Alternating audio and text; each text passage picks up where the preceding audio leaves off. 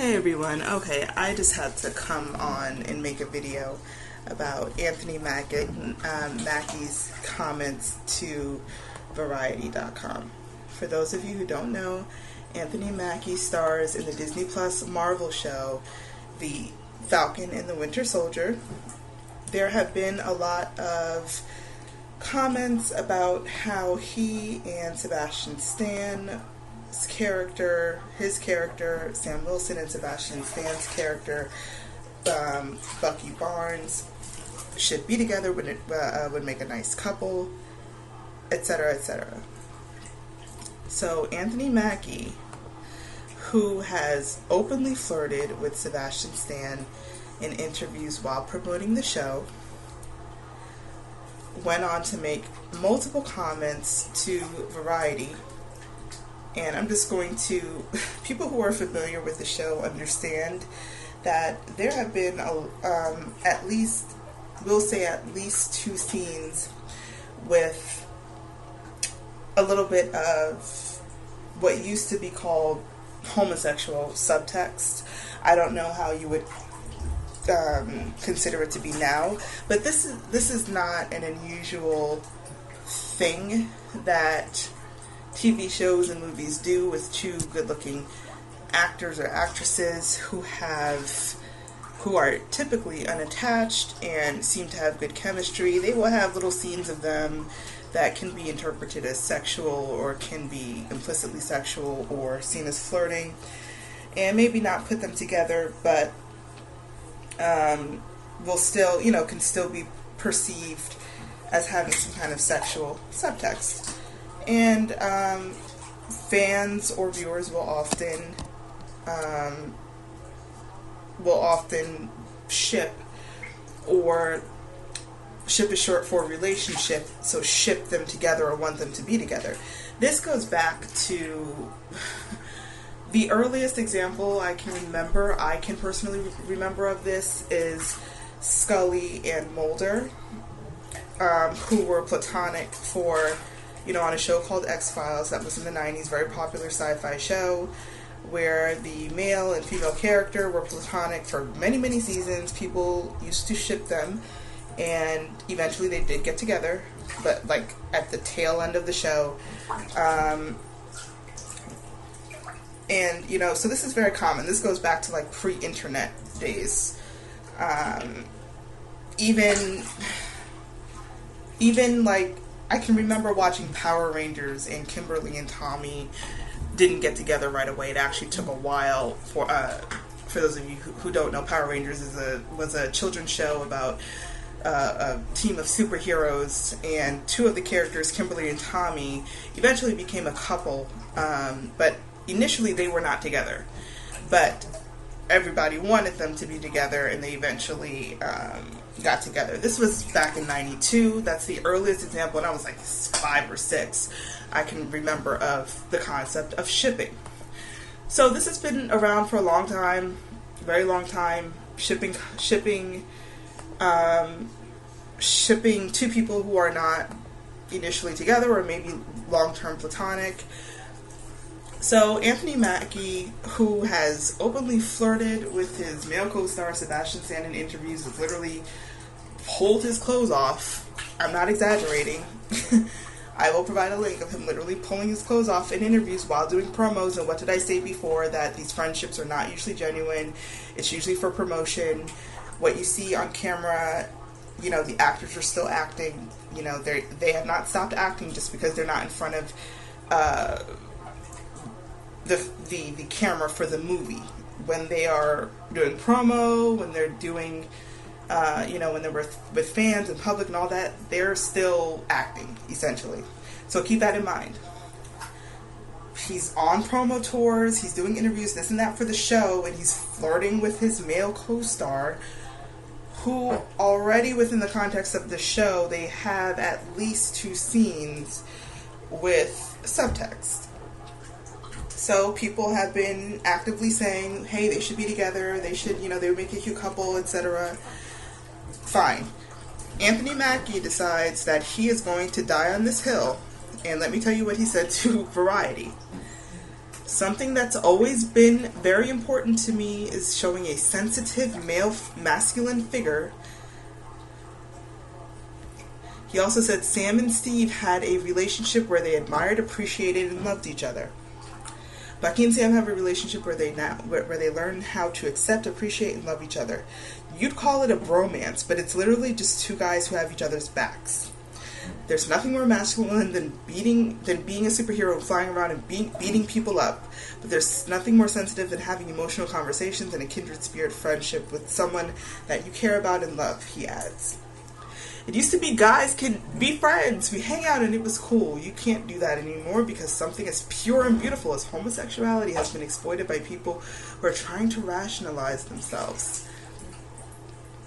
So many things are twisted and convoluted. There's so many things that people latch onto with their own devices to make themselves relevant and rational.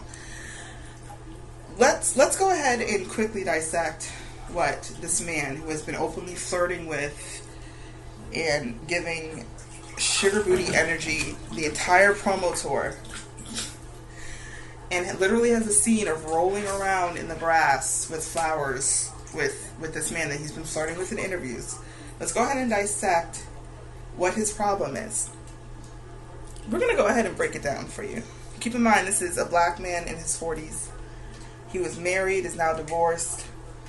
He described his ass as the round brown that's made for hard riding. I'm not making any of this up. I'm not exaggerating. This is all, I will provide links. You can go watch the interviews. So something that's always been very important to me is showing a sensitive masculine figure, Mackie says. Translation, I don't want my most famous character. I'll play 2 and 3 gay characters at 20-something when I'm trying to make it in Hollywood. But now I've gotten too big, and I don't want my most famous character to be known as a gay man. I want him to be a real man, which is what he's really saying when he says masculine figure. Because, you know, he said masculine 2 or 3 times in these interviews. So, you know, you already know he has hang-ups about sexuality and what makes a man and what doesn't make a man. You already know. You already understand what's going on here. Or if you don't, then you need to get on board with what's going on, because it's very obvious, okay? He and Sebastian Stan, when they were coming, Sebastian Stan also had a similar career trajectory, playing small roles, playing young men who were gay when they were up and coming in Hollywood. When they get to a certain level, they don't like to play gay characters anymore. They want to play the straight guy who's masculine and this and that and the other. You see it all the time. All the pretty soft lit pretty boy actors, they all had gay roles when they were really young, and then you hardly saw them in a gay role after, you know, once they made it, or, you know, the character would be like implicitly gay but not explicitly gay or whatever. And if they do play a gay character, it's like a huge deal. And it's anyway, basically that's really what he's saying. Something that's always been very important to me is showing a sensitive masculine figure. That means I don't want to, you know, Sam Wilson is my most famous role. I don't want him to, you know, I don't want to be most known for playing a gay man. That's really what he's saying. And the other was, Sam and Steve had a relationship where they admired, appreciated, and loved each other. Bucky and Sam have a relationship where they learn how to accept, appreciate, and love each other. You'd call it a bromance. But it's literally just two guys who have each other's backs. Translation, this is where the gaslighting starts. This is how you know this man is incredibly arrogant. This is where the gaslighting starts. You'd call it a bromance. See, it's you. You'd call it a bromance. It's you. This is your fantasy. Don't pay attention to the fact that I flirt with my male co-star in every interview. Don't pay attention to the fact that I tried to pull his jacket off. Don't in an interview, literally trying to undress my co-star, told him he has beautiful eyes that feel like home. And don't pay attention to any of that. Don't pay attention to me doing that while promoting the show. Because Yeah, that's not a coincidence. What they do in interviews is to promote the show, to promote what they're doing. They're not just talking and doing whatever. What they're doing and saying is to promote the show. And this is Disney. They have a very tight leash on their actors. They're not just doing whatever in interviews. It's very planned. You'd call it a bromance. See, it's on us. We're imagining things. Never mind that Bucky and Sam are locking legs in couples therapy. Never mind that they're rolling down a hill, rolling on top of each other, acting like a couple, looking like a couple in a lot of scenes. No. It's you guys. Never mind this millions of dollars in setup and cinematography and doing everything I can to be flirtatious with this man in interviews. You guys are imagining things. It's you and your dirty minds. We just have each other's backs. That's all. That's it. Stop it.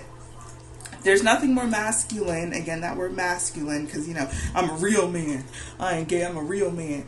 There's nothing more masculine than being a superhero and flying around and beating people up. There's nothing more sensitive than having emotional conversations and a kindred spirit friendship with someone you care about and love. So now he's, it's funny because the show is so deep and woke and all this symbolism and this and that, but when it comes to now defending his masculinity, because he feels like now he has to defend the character's masculinity, which is really him defending his own masculinity. Oh no, I'm just a dude flying around beating people up. Yeah, I'm a real man. Now all of a sudden it's very simplistic. He's just flying around beating people up. There's nothing behind that except now suddenly he's just a dude bro, masculine superhero. Never mind that some of the most famous iconic images in the series depict vulnerability and literally a man sitting in a muumuu in a fake African country crying with a bald woman telling him he's free. Now he's a dude bro, just flying around and beating people up. That's it. Okay. So now he's actually like trivialized his role in trying to look quote unquote masculine. What a hill to die on. Anyway, it used to be guys can be friends. We can hang out and it was cool. You can't do that anymore. Because something as pure and beautiful as homosexuality has been exploited by the people who are trying to rationalize themselves. Now, they're victims. We just want to be friends and we can't, Bucky and Sam just want to be friends. They can't anymore because you guys are perverts. See, notice how he gaslights viewers and shippers into thinking that we are perverts for saying that, hey, they would be a cute couple, they should be together, they look hot together. We're perverts. You can't do that because they're just friends. And saying that they're homosexual, that's wrong because homosexuality is pure and beautiful. And we shouldn't taint it with our dirty minds. First of all, homosexuality is not pure and beautiful any more than heterosexuality is pure and beautiful. There's no such thing as pure and beautiful when it comes to relationships. Most relationships are actually conditional. So he is now putting homosexuality on a pedestal because if it's on a pedestal, you can't touch it. If it's on a pedestal in a glass case, or in Mackie's case, a glass closet, you can't touch it now. And if you try to touch it, and if you try to apply it to a situation that now Mackie says you can't apply it to, you are ruining something pure and beautiful. So there's that guilt and that shaming. Okay? And homosexuality has been exploited.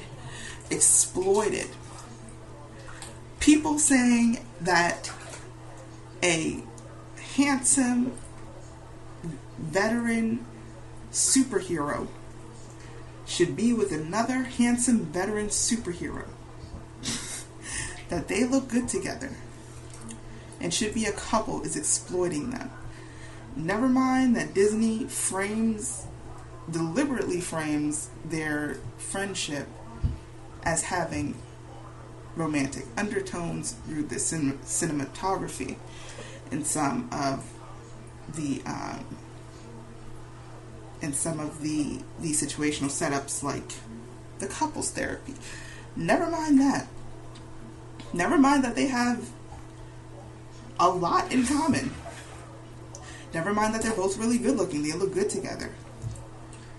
Never mind that Bucky pretty much considers Sam's family to be like his family.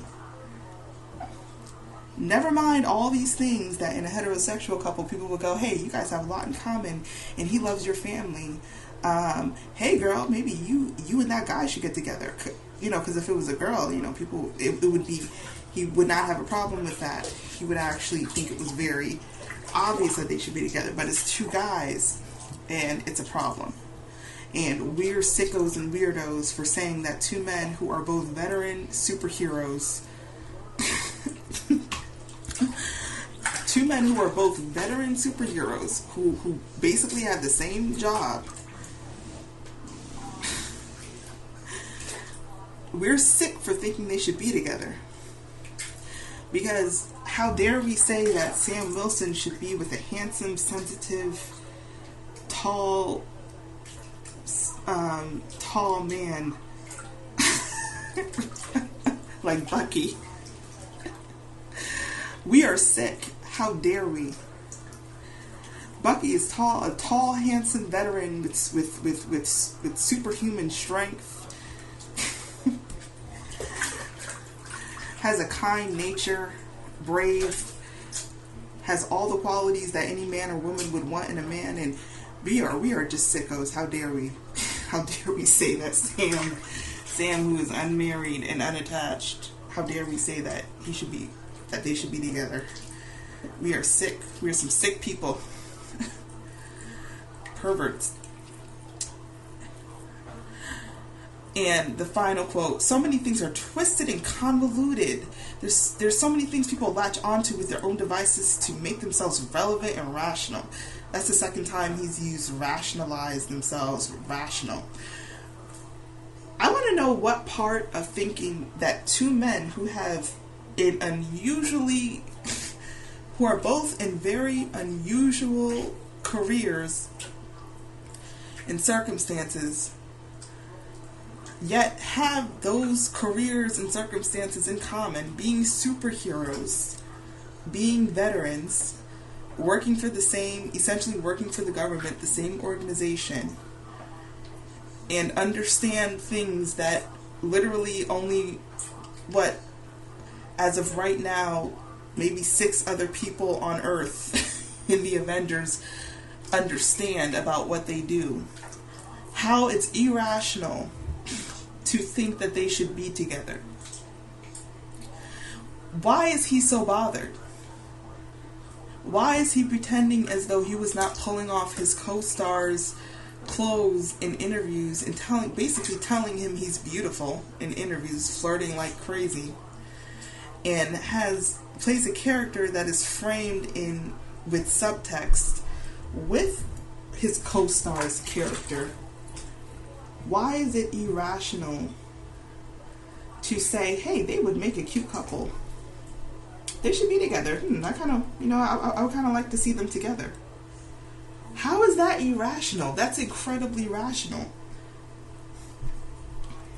It's irrational when you have a man who's insecure about his sexuality, who's insecure about his career and how he's portrayed. He does not want he doesn't care that he played a bunch of gay men when he first got into Hollywood, but he does not want his most famous character to be seen as a gay man.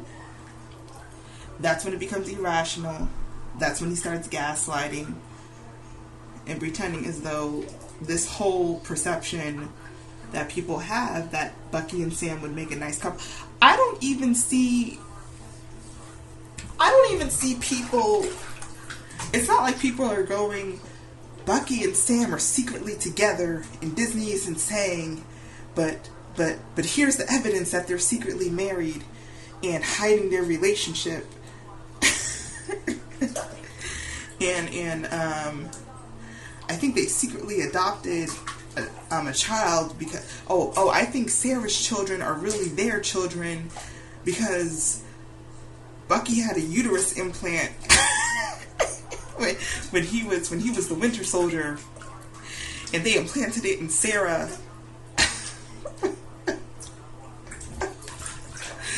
I don't see anything like I'm not okay. Maybe I haven't found the thread on Reddit yet. I don't see anything like this. I see comments like, first of all, a lot of the comments I've seen are almost like a joke. But I mean, seriously saying they would make a cute couple, but like jokingly about it. I'm not seeing anything like that. I'm not seeing anger and why don't you make these, why don't you make Bucky and Sam a couple? What's wrong with you? Marvel, Disney is homophobe. I'm not seeing any of that. I'm literally seeing people going, they should be together, that would be, they would be hot together, or they would make a really good couple, or, oh, they're so cute, they look so married, they're giving husband vibes, whatever. I'm not seeing like a social movement over this. So his reaction is totally over the top. It really reads as insecure. It really, Anthony Mackie's reaction really reads as very hypocritical. Anyone who watches the show who is honest, knows that they have been queerbaiting, that they queerbaited at least twice on that show. At least twice. With the therapy scene and with the rolling down the hill scene. We're not even going to include some of the framing devices that they used that have them pretty much kind of looking like a couple that's bonding, or a potential couple that's bonding. But it can be interpreted as a couple, or it can be interpreted as friends. It can be interpreted either way, and that's my point. That's my point. I want to know, first of all, where can Anthony Mackie tell people how we need to perceive characters that we're paying to see on a subscription network? Who like, I just want to know the names of the people whose Disney Plus subscription that he's paying, where he can tell us what we need to think about characters that we're paying to see. Because unless I see where my bill was paid by Anthony Mackie, I'm going to interpret characters how I want to interpret them. And if I say that, yeah, I think they're friends, but I would like to see them hook up because I think they would make a cute couple, I can say that. That doesn't make me a weirdo, a pervert. It doesn't mean that I'm delusional. It doesn't mean that I'm boycotting Disney until they get together. It's the same energy I had when I was 5 for Kimberly and Tommy. It's the same energy I had for Mulder and Scully. It's the same energy I had for Buffy and Angel until they finally got together. It's the same energy that I had for Cordelia and Wesley, even though they never got together. I always thought that they would have been a cute couple. They never got together. Same energy I had for Angel and Lindsay McDonald, who I thought would have made a great toxic couple. to be together for like 3 episodes and then have a toxic fallout. Like, I'm allowed to pay for a subscription to watch a show and say, I think XYZ about these characters, and then go. I can do that. It's not my responsibility to cater to Anthony Mackie's hang-ups about his own sexuality or his own career or what's going on. That man has issues. He has control issues. He has, in my opinion, he has internalized homophobia. He has issues with masculinity. He said masculinity like 3 times in his interview. He's scared of not being seen as masculine. Yet somehow he also wants to be pulling his co-stars' clothes off during promos and pretending as though we didn't see that, and we're not really supposed to think anything about that. We're not supposed to think it's queer baiting. We're not supposed to think that, we're not supposed to pretend, acknowledge that this is part of the entire viewership experience that extends to the promos and to the, to the promo tours, or that Disney is not playing along, that the actors aren't playing along. If he were smart, he would have just kept it cute, because I think Sebastian was asked the same question, and he just kept it. If he was smart, he would have kept it cute like Sebastian and just basically did his whatever, as long as the fans are watching, then do what you want to do type of energy. And it's funny how people want to cancel Sebastian over who he's dating, which is really none of anybody's business. But a lot of people want to defend Mackie, who's basically telling you how you're supposed to see characters that you're paying to see, and is telling you to ignore all the innuendos. That's the word that I was trying to think of when I was saying subtext. I mean, subtext is a thing, but more so innuendos. And that, how dare we have the audacity to say that two characters that have a ton in common that they would make a cute couple, and basically implying that gay men are not that a gay character can't be masculine, which is really what he's implying when you go and read the interview. But they want to cancel Sebastian Stan over who he's dating, which has absolutely nothing whatsoever to do with his career or any character that he plays. But this is a very arrogant man. He wants us to play blind, deaf, and dumb to what we have literally seen on camera. He wants us to ignore and go, no, I want you to see things the way I want you to perceive them. I don't care that you pay whatever a month for Disney Plus, or that you pay a high-ass Verizon bill to get Disney Plus for free, which isn't really for free. You're going to pay to watch me, and then I'm going to tell you how you need to perceive me, because I have a fragile masculinity, and you are cracking it right now by saying that my character should be with another man who I have everything, who has everything in common with him, and and is a great support system, and basically does everything that a boyfriend would do except sleep with him. And how dare you, because you're sick, for I don't. This is like some kind of, you know what? They had a therapy scene together. Mackie needs to be in therapy for real, because and I need to know who are his people, because I can't even believe he gave this interview. I can't even believe he gave this interview.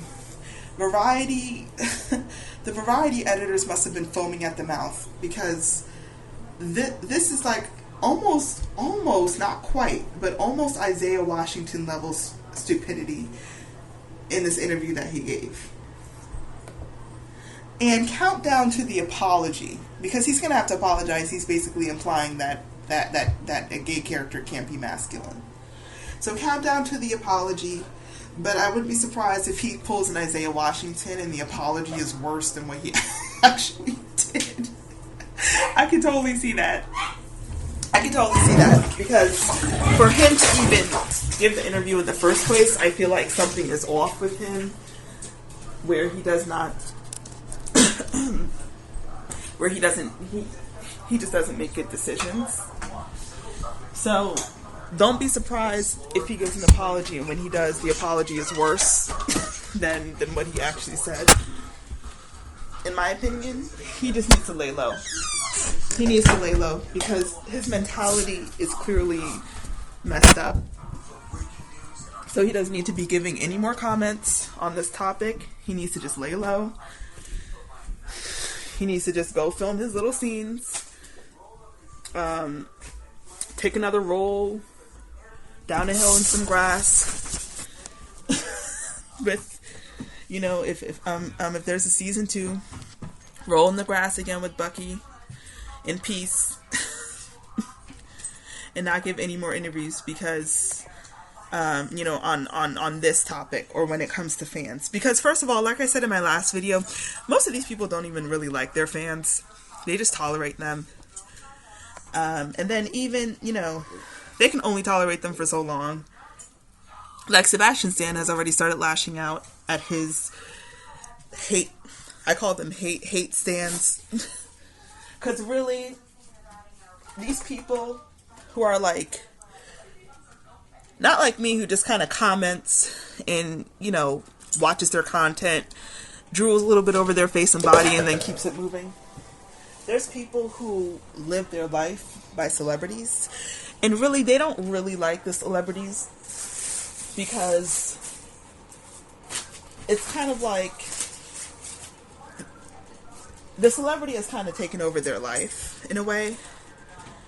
And I think, and they're also living the type of life that most people would envy. And I think most of these fans aren't really fans. Like, they envy these celebrities. They envy them. They don't really like them. And it's kind of this mutual, the impression I get is that there's this kind of tension between celebrities and their stans. Neither really like the other, but they depend on each other. The stans have no life, so the celebrities are their life, and the celebrities rely on their stans and their fans for a career, for hype, for the attention that they need, and all that kind of stuff. But neither really likes the other, so you're always going to have that tension there between celebrities and their stans. And Sebastian has hate stans, and he's already run out of patience because I finally watched that IG video that he did paying tribute to his girlfriend on her birthday, and it was clearly a fuck you to the fans who've been criticizing his choice in girlfriend and his love life. And I forgot what comments he made in an interview recently, but he made some comments in an interview that I feel like he was basically kind of acknowledging that, some of his fans, stans, whoever, critics are going to project and turn on him. He knows this. He's not stupid. He already knows. I feel like they already know that these fans have this kind of love-hate relationship with the people that they so-called admire and stand for. So I feel like basically that's my long-winded way of saying that Sebastian's patience has already, I can see, is running out for his hate stands. And Mackie doesn't strike me as having had the patience to begin with. I don't think that he has any patience for that part of fame with people, because he strikes me as kind of a controlling, kind of narcissistic guy, and he's not going to tolerate people making their own interpretations about a character that he feels that he's created, and especially if it's contrary to how he wants to be portrayed. He's gonna fight that. That's why I feel like I'm getting those Isaiah Washington vibes. I would not be surprised if if things go in that direction. That's why I say he would actually be better off just lying low and not saying anything going forward. Because I don't think he would even have Sebastian Stan's patience to deal with backlash. I think he would end up just saying something way worse. And he's the type, he's too arrogant to do any self-reflection. So he's not really in the position to go, to like interpret or to see himself from a different perspective. He has an idea about himself, and he's going to die on that hill about the idea that he has about himself. That's why you have him saying masculinity 11 times in an interview, as if suggesting that gay men can't be masculine, and why he will probably be expected to issue an apology in a very short time. So, anyway, those are my thoughts on Anthony Mackie's stupid interview. He will probably, like I said, end up apologizing. I hope he gives a very simple apology when, which is really a when, he's expected to apologize. I hope it's a very simple apology. I hope he does not do any embellishments. I hope he does not do any exposition on the apology. Just say sorry and memorize whatever your publicist, whoever, tells you to say, and don't try to add anything on. Don't try to be creative or tell your side of things. Just give your disingenuous apology and lay low, and hopefully you'll get a call back about Captain America 4, and you can roll in the hay some more with Sebastian and maybe lick his feet in the next promo tour. I don't know. But just stay away from discussions about masculinity and anything to do with Sam and Bucky that isn't lighthearted. Don't stay away from talking about fans, because you don't really like the fans. No celebrity really likes their fans, but you don't have the patience to really deal with fans. So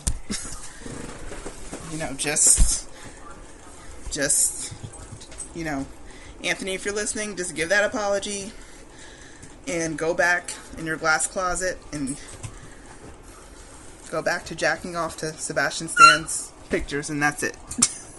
Okay, that's it. That's my video.